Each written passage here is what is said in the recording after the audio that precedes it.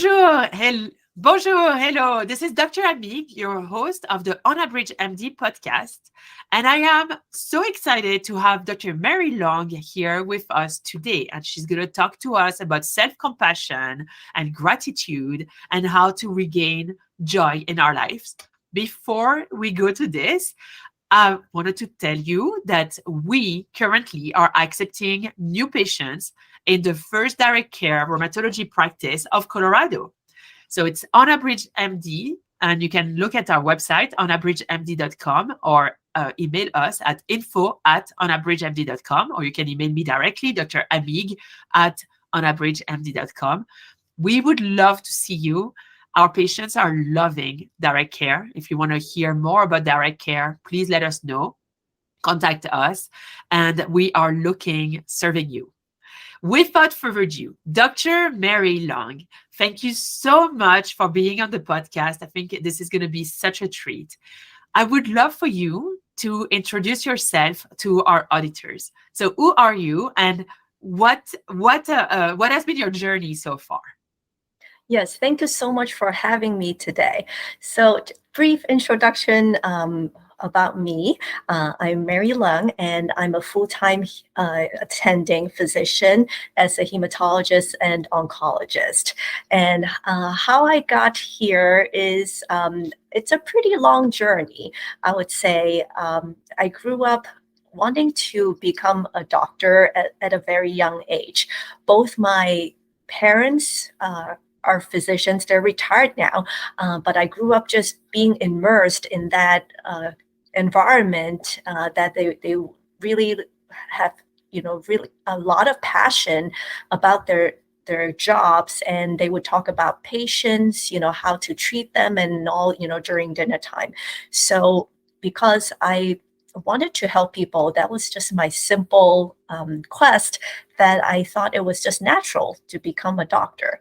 So then, thankfully, my parents did not force me into medicine, and my other siblings are not in the medical field. And so I just became this, started this journey to become a doctor. It was pretty straightforward, right? It's all mapped out for whoever wants to be a doctor. And so fast forward to toward the end of fellowship, the last part of our training, that I thought, becoming the attending was the last step, and I would be at the top of the world. And so I took the first job out, shortly after my training, and I'm still at that job right now.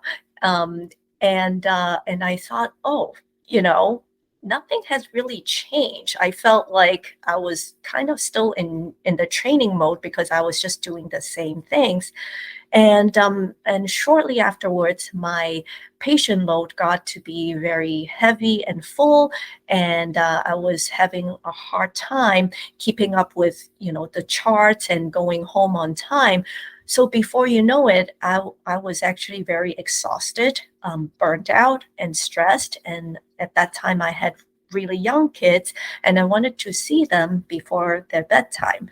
So I would just after 7, I would go home and just to see them, spend some time with them. And a lot of times I would still, do more documentation, for the patients work. So I think, I speak for a lot of doctors that, they have, they're going through a similar situation. So then I just thought, this was not sustainable. I was really tired, and I really wanted to quit many, many times, but then I didn't feel like there was any other option. I didn't really want to move out of the area because, my married family is here. So then just more fast forward to the pandemic. That was when I first got a taste of going home on time, because since I'm a specialist, my patient load got cut down by a third during the height of the pandemic. And I thought, what if I could go home on time during the full load, right? So around that same time, I was introduced to life coaching. no clue what that was. I thought coaching was just for athletes, like for football, for baseball. And so that really was the turning point of my life. It got my life transformed, that I was able to really realize that how we view a situation affects how we feel. And we as human beings really act on our emotions. So to be able to be aware and manage how we think of things, it really can affect our results, very differently. So long story short is within a few months, with the help of my coach, I was able to really cut down my clinic time. And by the way, I was already back to full load of patients, seeing, 20 to 27, 28 patients a day. That instead of going home past 7 and still had work to do, I am now going home 5 to 5:30 every day consistently with my work done. So how my journey ends or begins is really that I also had time to do coach certification program because I wanted to learn more about this. It makes sense to me, and now besides working full time as a hematologist oncologist, I am also offering one-on-one coaching for physicians who basically going through what I went through, and I want to help them become a better version of themselves and be able to enjoy life in medicine again. I love it. Well, thank you so much for sharing this. And I've had several guests on the platform talking about burnout. I think I've shared with you and with other people on the podcast that I think I was burnt out as well. And that's when I got my cancer to help me get out of this. But I don't think we have to go for cancer to get out of this. So this is super powerful to just realize. I think that what I'm hearing is that at any time we have to stop and to query, am I where I want to be? And if I'm not, then what are the tools that I can have? Like, what are the tools that will allow me to live the life that I'm meant to live? So that's what I'm hearing when I hear you. And I think it's super powerful. I'm like you. I love life coaches. I think I love coaches in general. And I'll tell you that I do coaching. I go through coaching a lot. So I have a coach in climbing, and I actually have two. One for the fear of falling, and another one for movement improvement. I just like for me they were teachers when I was thinking of it. Like in France, I have a violin teacher, I had a piano teacher, I had like many teachers, and suddenly you're going through life and you don't have any teachers, and you're like, hold on, I used to have so many in college, and suddenly you're like alone, and you're supposed to be an adult, and you don't have your parents anymore, or they are not just as present as they used to. So I think that coaching is for me this help that I get. And I don't know for you, but for me, like I feel like if I pay a coach, I'm actually paying myself, and I'm saying I'm worth it. I am worth this money, and I'm going to invest in me. I don't know if that's the same, if it is something that you talk about in life coaching. Yeah, I 100% agree with you because I feel like, this is also a new concept I learned that, especially us as doctors, we always, we were actually subconsciously taught or really taught to take care of your patients first. So which implies that we should put ourselves second or Yeah, even last. And so, true. and the fact is that if you're not really at your optimal self, if you're not physically, emotionally, or mentally, or spiritually, um, fully, I would say, like using a fuel tank as example, if you're not full on gas, right, just like a car, then you can't really run smoothly. You can't really give what you don't have. So if you're really running on dry all the time, you're not serving your patients the best way that you can. So I think, to take care of yourself is very important, and I do believe that everyone should have a coach. Yeah, absolutely.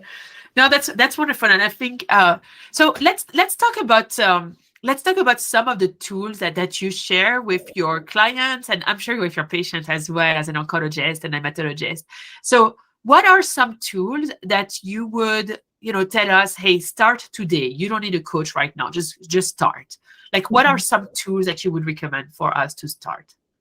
Yeah, over the years of taking care of patients, especially the oncology patients, I think, because a lot of them have really become more of a chronic illness, since the medical advances have, really done so much that a lot of cancers, thankfully, has become more of a chronic disease rather than a death sentence right away. So I imagine them to be very similar to the rheumatologic patients, being in a chronic condition. So, and I learned from, really these different patients that, two people have the same diagnosis. One can be very positive and thankful, and the other one could be like the tiniest thing could be complaining and really not satisfied, not happy with life. So I take those two extremes and really compare and contrast. And it's just, of course, the more positive patient is it's really it's really the how they view things. So I incorporate that in my coaching, and also with talking to other patients, that I think the most important thing is that there are things that we can control and there are things that we cannot control.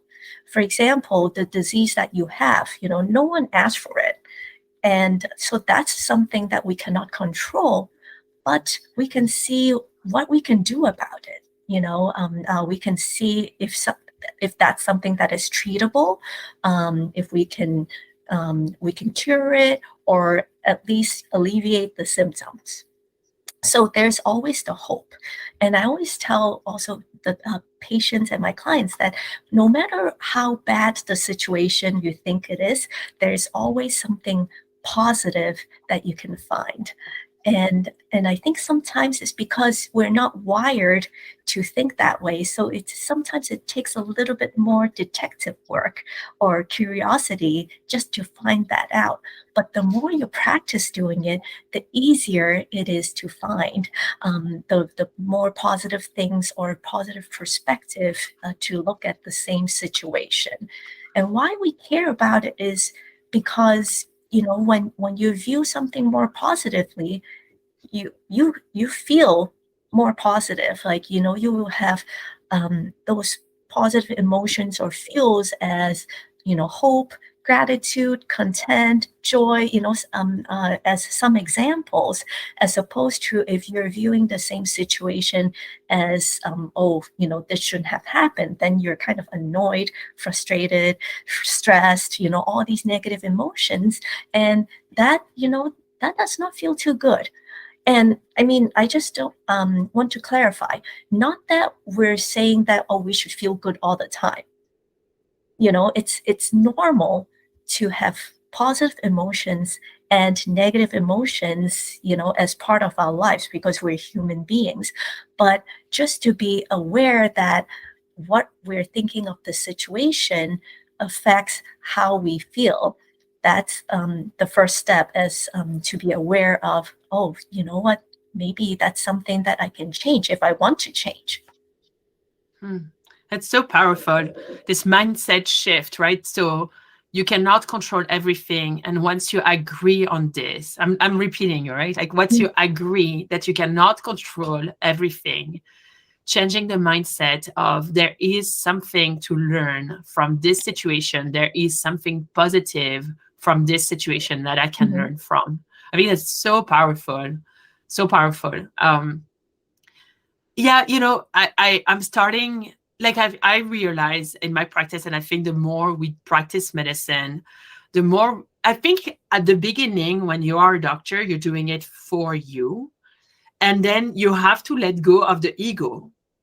And that's when you may feel burnout because you're like, why am I doing this? Like there's no like like you suddenly realize that this was not what you've always hoped for, and then you move on to this next phase, and hopefully you stay in medicine, because medicine is wonderful and amazing, and there's Mhm. like many ways. I mean, when you look at your example, not only are you doing medicine full time, but you're adding coaching on top of it.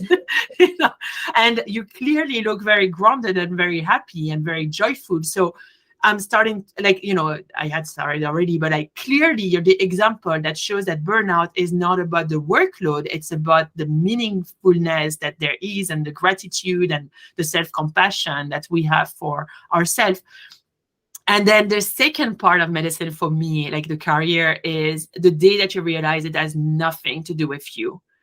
And the only thing that it has to do with you is you taking care of yourself, being self-loving of who you are, and that has nothing to do with, like, not that it has nothing to do with being a doctor, but it's you as a whole. And then you can take care of the patient, realizing that that's the patient is doing their own healing, and you're just the witness of that healing. I don't know, that's what I'm hearing when you're talking. Yes, because as you mentioned, it's really important to be able to take care of ourselves first, and use that same energy and emotions to take care of your patients, because there are just these unspoken languages that people can feel, and that's the special bond and the special connection that we have as human beings. Yes, I couldn't agree more. I think that's what Dr. Dan Calabrese, who's a uh, very, very renowned immunologist and rheumatologist at Cleveland Clinic, says that he calls it the healing effect. And the healing effect is huge. If there was a FDA, they would FDA approve it if there was a pill for it. So do it. You use the healing effect to your advantage.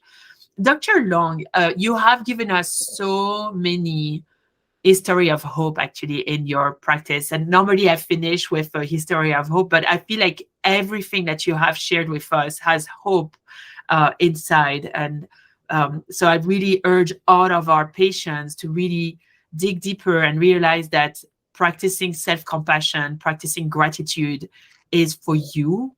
And it's so important that you take care of yourself. And if you're like Dr. Long or Dr. Or myself, know that there are helpers out there.